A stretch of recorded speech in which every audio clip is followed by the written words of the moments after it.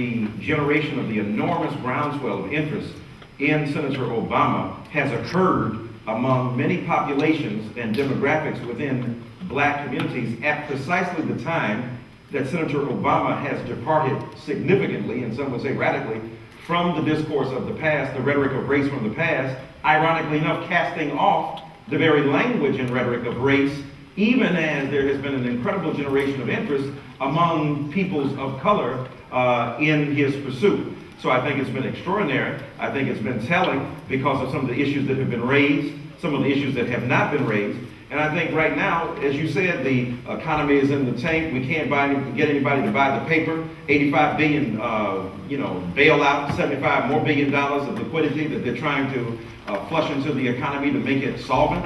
And it's your boy, Fahiym Ratcliffe, co-founder, editor, Phiscalmatters.com, dedicated to the business of culture and politics. We're here with the co-founders of Allhiphop.com, the most dangerous hip-hop site in the world. Grouchy Greg Watkins, Chuck Jigsaw Creekmur, and we're here for the All Hip Hop Social Lounge, which basically was a discussion with some of the most preeminent minds in African American and hip hop culture. And I guess my first question is to you, Chuck. What was the impetus in starting, such an initiative like the All Hip Hop Social Lounge? The Social Lounge really started out on allhiphop.com.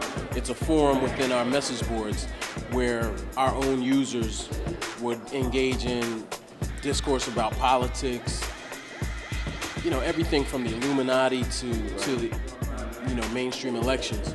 So from there, it was just a rabid sub-forum of our message boards, and we just took that discussion, pulled it out, and put it on offline. I wanted to just share with you the sense of profound urgency that we have in our midst.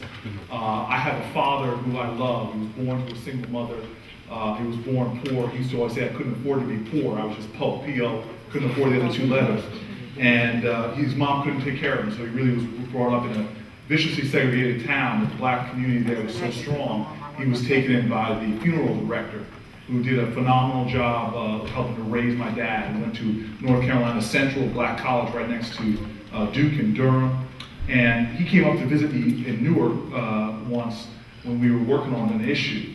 And I just still remember him saying to me, here a man in the 70s, born in 36, feeling this sense of frustration. My dad has a great sense of humor, but the sense of frustration where he bemoaned the fact that he worried that a child born in 2006, 70 years after he was born, under the same circumstances, poor to a single mother in a viciously segregated place, maybe not de jure segregation, but de facto segregation, has worse life chances than he had 70 years before. One thing to add to that about the digital divide, well, two things, is that one, in 2007, there were 8 million African Americans who got online in 1 year. Right. And, using that as a study, I looked at some of my friends and my family members. This last year was the first time I ever saw my dad get online and start emailing and uploading pictures and all that stuff.